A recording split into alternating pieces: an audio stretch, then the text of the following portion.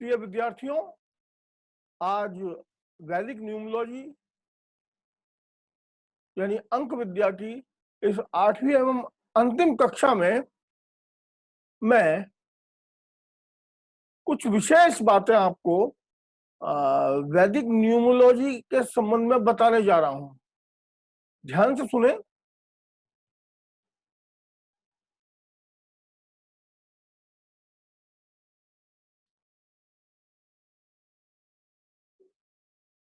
जो पिछली कक्षाओं में मैंने अष्टमंगला अंक या दूसरे एक अंक को वर्णित किया था, वो वैदिक न्यूमरोलॉजी के अंतर्गत आते हैं। इस जो विद्या है उसके कुछ फायदे भी हैं। जैसे प्रश्न शास्त्र में थोड़ी सी जब समस्या आती है, जब जातक के स्थान पर उसका कोई दूत यानी मैसेंजर उसके संदर्भ में पूछने आता है,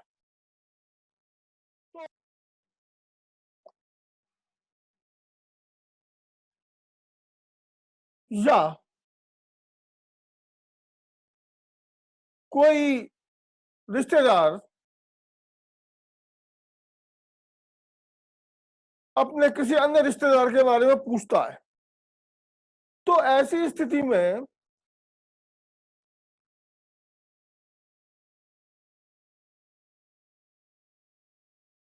ज्योतिषी के लिए, जो नया ज्योतिषी है, उसके लिए कुछ समस्या उत्पन्न हो जाती है। लेकिन ये वैदिक न्यूमरोलॉजी में जो अष्टमंगलांक है, ये किसी भी व्यक्ति से पूछा जा सकता है जो किसी अन्य व्यक्ति के संदर्भ में उसके जन्म पत्र को लेकर प्रश्न कर रहा है। ये मेरा है। तो इस तरह ये विद्या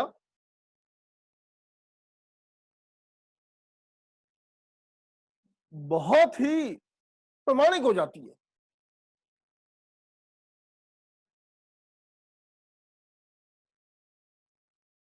वैदिक न्यूमरोलॉजी पे यदि सतत चिंतन, मनन, अभ्यास आदि किया जाए इसका, तो ज्योतिषी अपने भविष्य फल में परिपक्वता ला सकता है।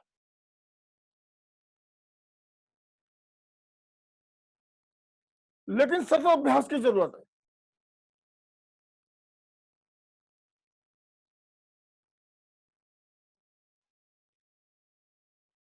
चलिए, मैं ये आशा हूं कि पिछली कक्षाओं से आप बहुत कुछ सीख गए होंगे। मैं लगभग 6 साल पुराना 2014 सन 2014 फरवरी जो 2014 में मैंने इसी के भूमि संबंधी प्रश्न का अष्टमंगला पद्धति से यानी वैदिक न्यूमरोलॉजी से जवाब दिया था। तो उसके लिए जो अंक निकाला गया था वो था 668, 668। यहां पर आप ये गौर कीजिए कि 6 नंबर शनि का जो लेफ्ट हैंड साइड का है, दहाई का अंक, सैकड़े का अंक है। फिर दहाई का अंक 6, वो भी शनि का, और 8 अंक राहु का। यदि थोड़ा सा हम देखें शनि और राहु का लगाएं, तो इस 668 अंक पे शनि का प्रभाव है।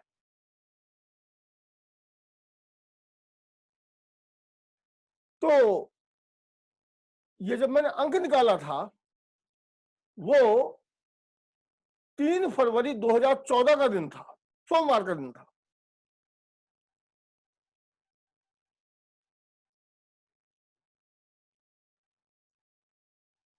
तो 668 से जो तिथि आती है, जो 30 का भाग देके 668 को जो शेष फल लेते हैं, वो शुक्ल अष्टमी, शुक्ल पक्ष की अष्टमी आती है। यानी यहाँ पे चंद्रमा बलवान होना प्रारंभ हो गया, चंद्रमा बलवान होना प्रारंभ हो गया।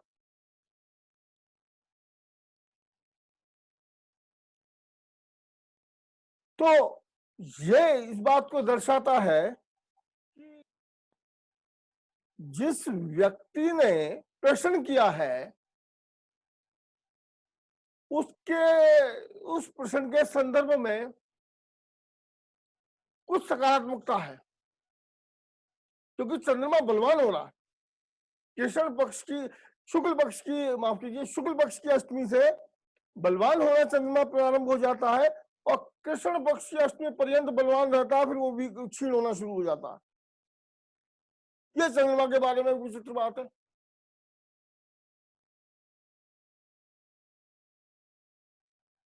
तो 27 से भाग करने पर जो शेष रहता है 668 को, वो 20 रहता है, यानी पूर्व आषाढ़ नक्षत्र।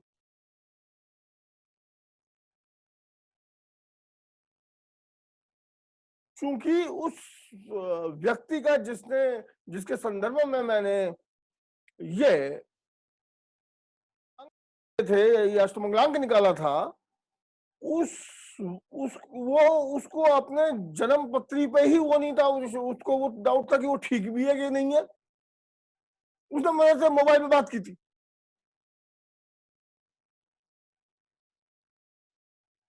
तो ऐसी स्थिति में हम उसके जन्म नक्षत्र से और अष्टमंगला के नक्षत्र तक की शुभता या अशुभता का विचार नहीं कर सकते। तो ये मैंने नक्षत्र ऐसी रहने दिया।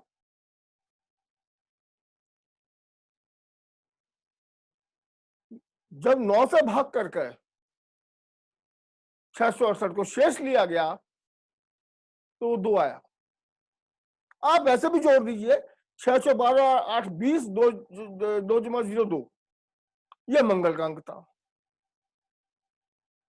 तो कहीं मंगल भी बलवान हो रहा था। अब इसकी पुष्टि जब होती है, जब एक और जो मंगल की कहीं और पुनरावृत्ति हो जाए तो हम मंगल को बलि मान लेंगे। जब इसे 7 से भागने के बाद निकाला गया तो तीसरा बार यानी मंगलवार आया, तो यह मंगल बलि हो जाता है।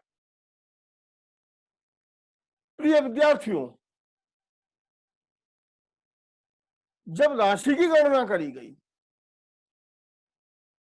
यानी 12 से भाग दिया गया 668 को, तो शेष फल 8 है, यानी वृश्चिक राशि, मंगल बलि होता जा रहा है। अब चूंकि हमें उस व्यक्ति के जन्म पत्र के बारे में कुछ पता ही नहीं था, हमें क्या उसे ही नहीं पता था कि वो जो वो बता रहा है वो ठीक भी है कि नहीं है।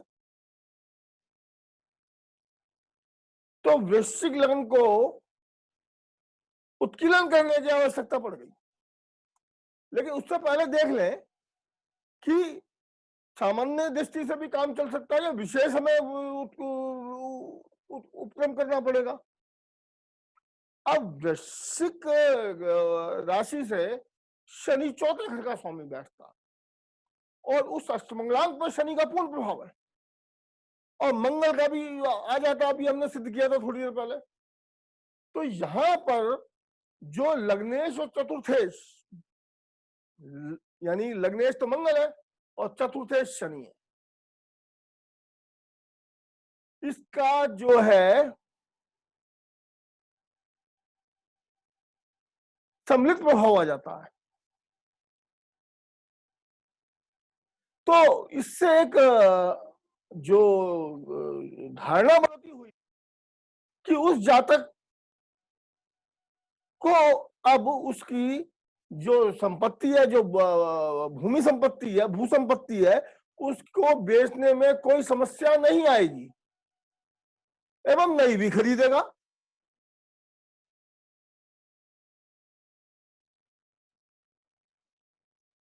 प्रिय विद्यार्थियों, जब यह भविष्यवाणी की गई उसके कुछ ही समय पश्चात, यानी 1 महीने के करीब, उसने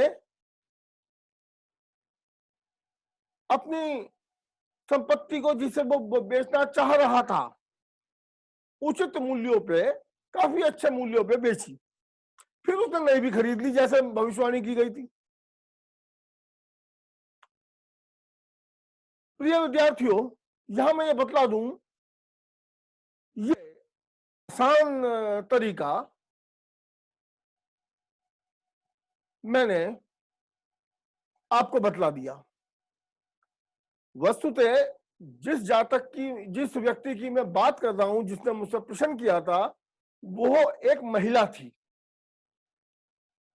और उसने मेरे फेसबुक की टाइमलाइन पर यह लिखा था,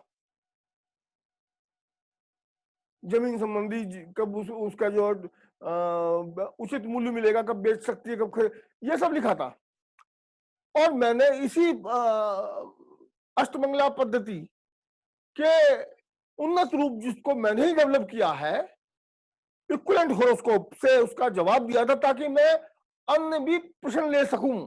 क्योंकि जो सापेक्ष यानी इक्विवेलेंट होरोस्कोप होता है, जो मेरी रिसर्च है, उसमें हम किसी भी प्रश्न का उत्तर दे सकते हैं। प्रश्न कुंडली की तरह कोई बाध्यता नहीं है, लेकिन वो निकलता है अंकों से ही है। तो मैंने जवाब तो उससे दिया था। और फिर जब भविष्यवाणी सत्य हो गई और उस महिला ने मेरे टाइमलाइन पर इस बात को स्वीकार किया, मुझे धन्यवाद दिया, फिर मैंने उस पर एक आर्टिकल लिखा और मैंने फेसबुक और अपने वेबसाइट वगैरह पे उसको प्रकाशित कर दिया। और उसका टाइटल मैंने दिया, how to predict without horoscope. देख लेना, मिल जाएगा आपको।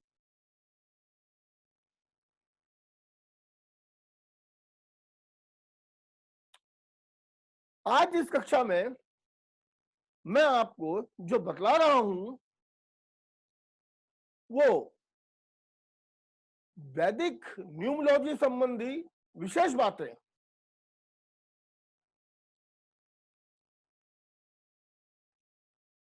इस विद्या को समझने के लिए गुरु मंत्र जपना परमावश्यक है, यह विशेष बात है। हाँ, यदि आपकी कुंडली में विंशांश में, सप्तविंशांश में, या पंचमांश में, या षष्ठांश यानी D60 में, या D45 में यानी अक्षवेदांश में, यदि आपकी कुंडली, यदि गुरु और शुक्र दोनों गुरु हैं, ये बली है बहुत, तो आप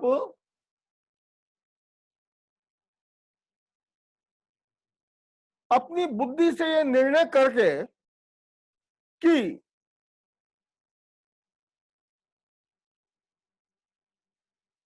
नंबर के यानी अंक विद्या का प्रभाव बढ़ाने के लिए किस देवता की या किस मंत्र की जो है वो जप किया जाए, कर सकते हैं।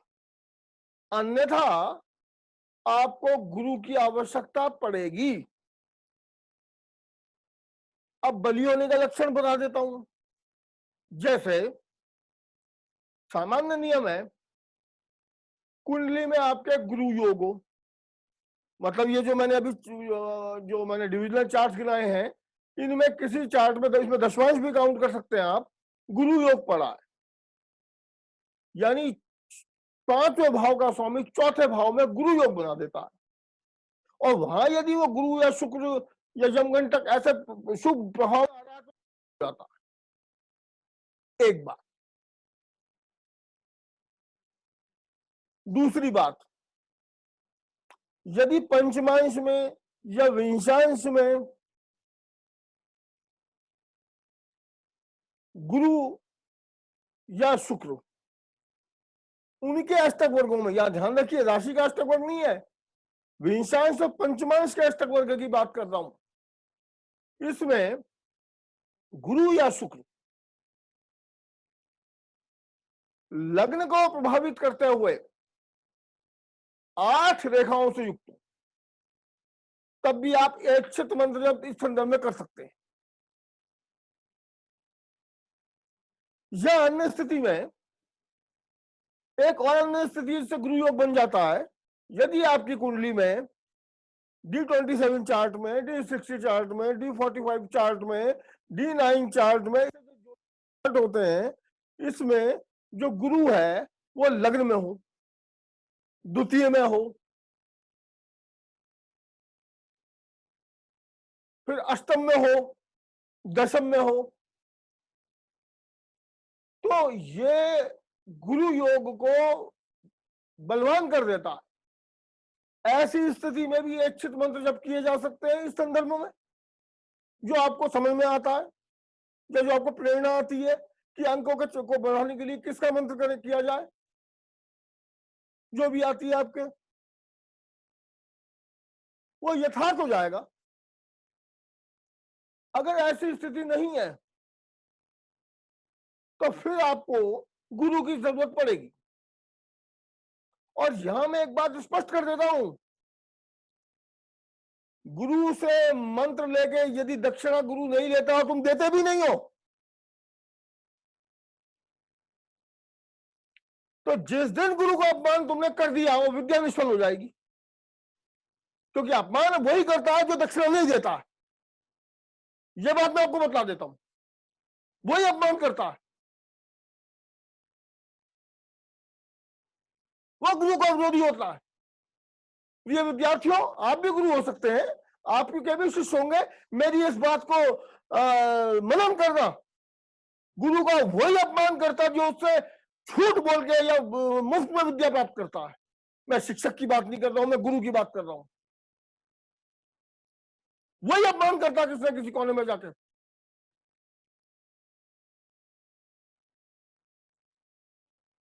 इसलिए मैंने सचेत करना था, कर दिया। ऐसी बात नहीं है कि जो कुछ नहीं देता उसमें विद्या फलित नहीं होती है, वो संस्कारवान नहीं होता।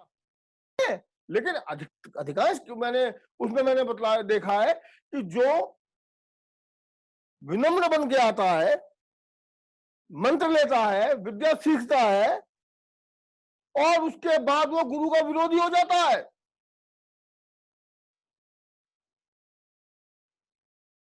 ये मैंने अधिकतर चीजों उसमें देखा है। वो गुरु की आज्ञा ही नहीं मानता, ये मैं आपको अभी बता रहा हूं, वो नहीं मानता उस गुरु की आज्ञा, हल्का सा काम भी नहीं कर सकता जो गुरु परीक्षा के तौर पर कह देता है। मेरे ख्याल में समझ गया होगा जिनके लिए मैं कह रहा हूं।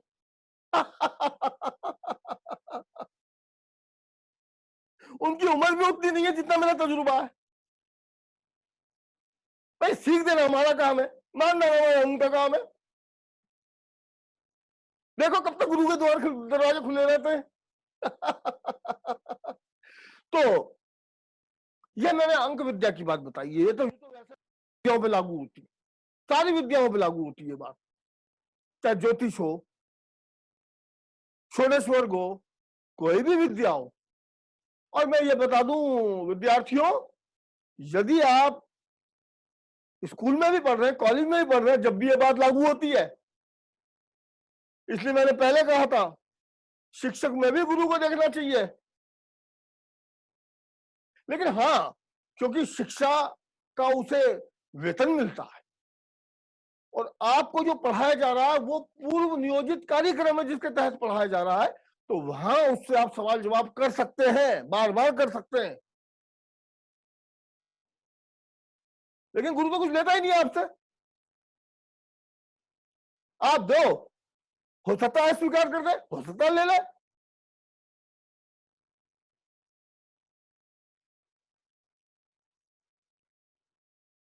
हो रहा शास्त्र में, यानी में तो पता नहीं क्या क्या लिखा हुआ है, मैं उस विषय में जाना नहीं चाहता।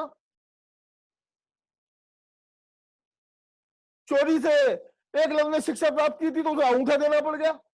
मैं इस विषय में जाना नहीं चाहता, यह सिर्फ कर्म योग दिखाया है कि एकलव्य ने तो दे दिया अपना अंगूठा, उसकी तो विद्या पूर्ण हो गई अंगूठा देते ही।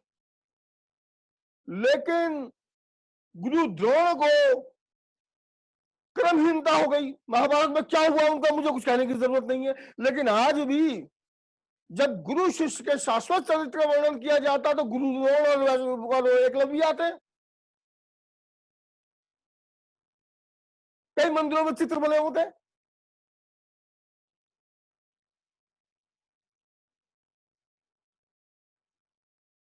इसलिए मैं थोड़ा सा सूचित कर दूं कि जो गुरु शिष्य परंपरा हमारी भारतीय परंपरा है, इसके कुछ नियम है। तुमने किसी को गुरु कहा, चाहे झूठ में कहा हो, उससे विद्या सीखी और तुम उसके गुरुत्व में आ गए। आज जब तुम गुरुत्व में आ गए तो तुम निकलने का मार्ग नहीं होता जब तक वो गुरु स्वयं ना भगा दे तुम्हें, और तब भी नहीं निकल पाते। जब कोई भी विद्या सीखने से पहले इस बात पर ध्यान जरा विचार कर लेना। मैं तो सिर्फ सावधानी बरत रहा हूं, सावधानी कर रहा हूं, क्योंकि फिर अगर गुरु ने अपने द्वार बंद कर दिए तो वो ज्ञान नहीं मिल पाएगा। और जो ज्ञान सीख चुके हो वो ऐसे समय में साथ छोड़ देगा जब तुम्हें सबसे ज्यादा आवश्यकता होगी। ये तो गुरु का हिसाब है। मैं इसलिए बता रहा हूं कि कुछ जो मेरे जो शिष्य जुड़े हैं, जो मुझसे ज्योतिष सीख रहे हैं, मेरे व्हाट्सएप ग्रुप में है, उसमें से किसी एक ने कहा था कि गुरुजी कुछ गुरु पे भी बोल दिया करो। तो वो असल में मुझसे वीडियो बनाने की कह रहा था कि गुरु पे मैं ज्योतिष के आधार पर कोई वीडियो बनाऊं। अब वो तो संभव नहीं है। तो मैं जब से थोड़ा थोड़ा हर एपिसोड में जो भी वीडियो बना रहा हूं उसमें गुरु के बारे में कुछ ना कुछ मैं बता रहा हूं। वस्तुतः तो गुरु के हृदय में ही होता है। ईश्वरी गुरु है, शिवी गुरु है। लेकिन आदमी के प्रपंच जो है वो जो अहंकार जो उत्पन्न कर देते हैं उसके अंदर, वो अहंकार उसके हृदय में छा जाता है तो उसके मन और उसकी आत्मा, इसमें व्यवधान आ जाता है, बादल आ जाते हैं उसमें। तो मन आत्मा के निर्देश प्राप्त नहीं कर पाता, बेछड़ा बेलगाम हो जाता। ऐसी स्थितियों में बीमारी भी होने लगती है, मनोरुझ यानी डिप्रेशन भी होने लगता है।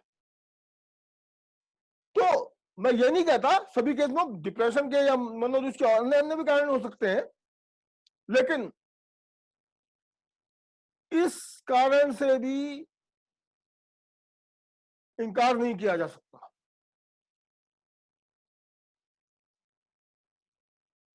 अष्टमंगला पद्धति यानी वैदिक न्यूमरोलॉजी, जिसका कि अष्टमंगला पद्धति एक भाग है, इसमें 111 से लेकर 888 तक, जिसमें 0 और 9 नहीं होता है, अंकों से का इस्तेमाल किया जाता है, जो या तो जातक बोलता है या ज्योतिषी निकालता है। मैं पहले बता रहा हूं बहुत कम ज्योतिषी जानते हैं, हो सकता है जानता भी ना हो कोई, मेरी बात छोड़ो।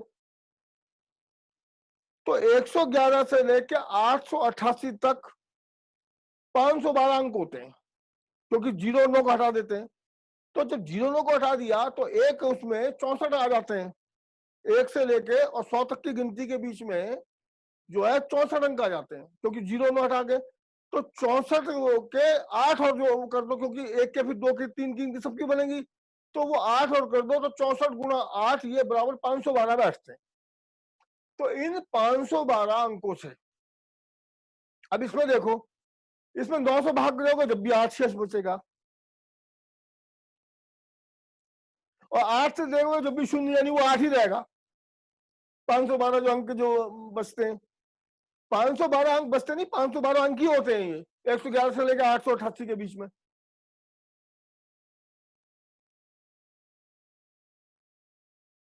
तो एक बात और मैं महत्वपूर्ण बताता हूं जो बहुत ही चमत्कारिक है और चमत्कारिक है, मेरी खोज है। जैसा मैंने पहले कहा था कि इस वैदिक न्यूमोलॉजी यानी अंक विद्या को मैंने ही डेवलप किया है इस तरह से, जो प्रश्न मार्ग में मुझे कुछ लोग मिले थे। तो यहां देखिए, जब हम जरा समझिए इस चीज को, जब हम 108 के अंक को 12 से भाग देते हैं तो 9 बचता है। ऐसे ही जब हम 120 जो विंशोत्तरी है यानी 120 साल की आयु है तो 12 से देते हैं तो 10 यानी दशमांश बचता है, उसमें नौमांश बचता है। ऐसे ही जब हम 720 को 12 से भाग देते हैं तो 60 बचता है, जिस पे आधारित करके 27 बनता है, D60 बनता है। और जब हम 1800 को 12 से भाग देते हैं तो 150 यानी ये जो नाड़ियांश बन जाता है। और जब हम 3600 को भाग देते हैं 12 से तो सूक्ष्म नाड़ियांश बन जाता है। नाड़ी शास्त्रों के बारे में मैं कुछ कहना नहीं चाहूंगा क्योंकि इसमें भ्रामकता है। इसमें कई साइट्स में मैंने जो लोग नाड़ी से भविष्य बतलाते हैं वो ऐसा देखे जो बड़ी हास्यास्पद है।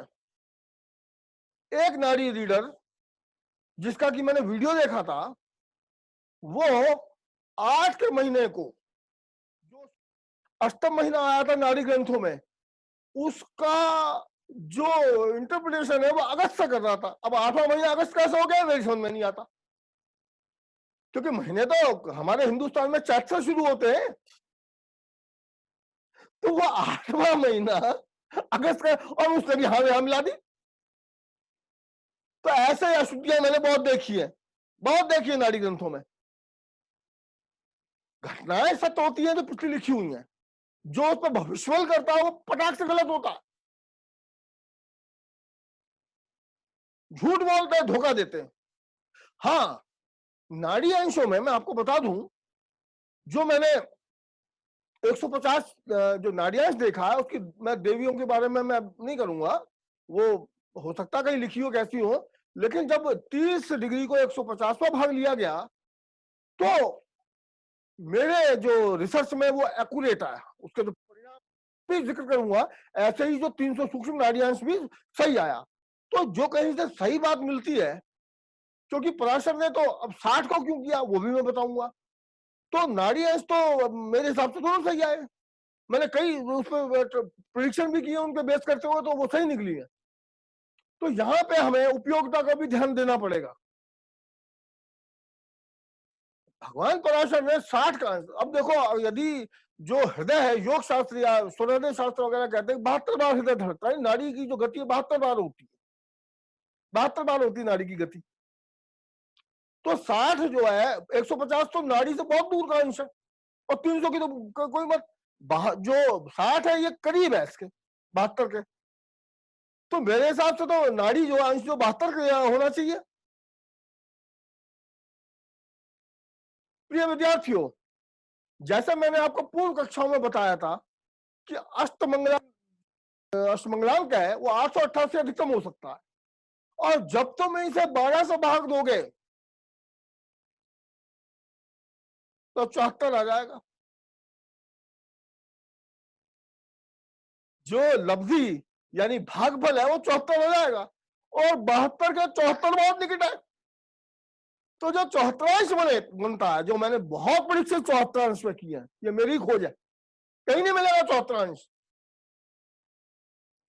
तो जो 74 को नाड़ी मान के जो मैंने प्रिडिक्शन करी है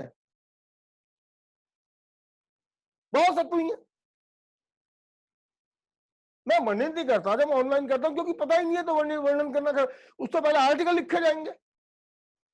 अब 150 अंश और 300 अंश तो है, 74 अंश नहीं है। तो ये तो 888 इससे निकला। मैंने कहा ना, मैं रिसर्च बहुत करी है।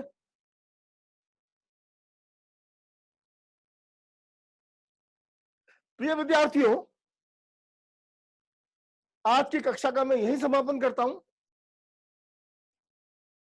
भगवान शिव और भगवती पार्वती आपको कल्याण, सुख आदि से संपन्न करें, शुद्ध बुद्धि दे, श्रद्धा बढ़ाए। नमस्कार।